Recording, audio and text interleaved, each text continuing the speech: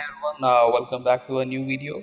So in this video I'll show you why even pausing updates on Windows 10 or Windows 11 is still not effective, because Windows they tries to update and force updates even when it's paused. I just set pause updates till another month just to make sure that the secure boot certificates are not applied, because last time when I applied it on my PCs, the older ones that don't get the BIOS updates anymore, so they are almost 11 and 15 years old.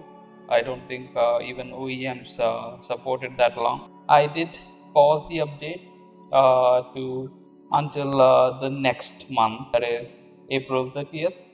Even then, even though it's a pro license, it is still not following the pause update configuration and still try to download the latest March updates. So if you've seen my earlier videos and why I didn't apply any of the 2026 updates, it's because of a lot of issues with the GPUs, and my eGPU was getting locked up on Windows 11 PC that is very new, and it is actually certified for Copilot.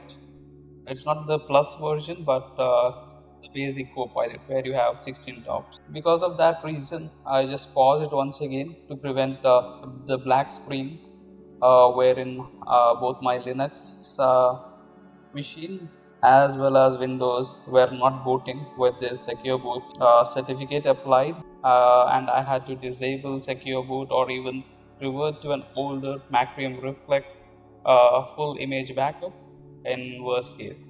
So that's the reason I've just paused it once again. So if you are facing this issue wherein you are getting this message saying that your device is under risk or it's missing important and quality fixes, be sure to use Windows Update Blocker to disable the service. But I have found that it keeps re-enabling itself. So let me just go to the services which is responsible for bringing back Windows Update and resetting whatever policies what you have fixed. If you are using Edge, you can keep it to manual or automatic delayed.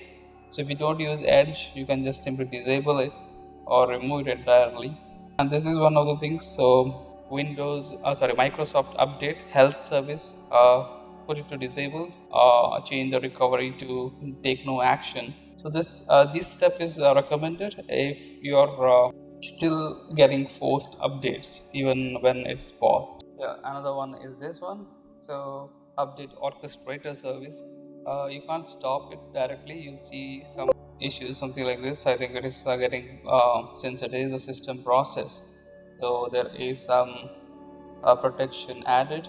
Another service that I found that kept re-enabling was this health service, something medic service. So this is the remediation and protection of Windows Update components, so you can just stop this as well.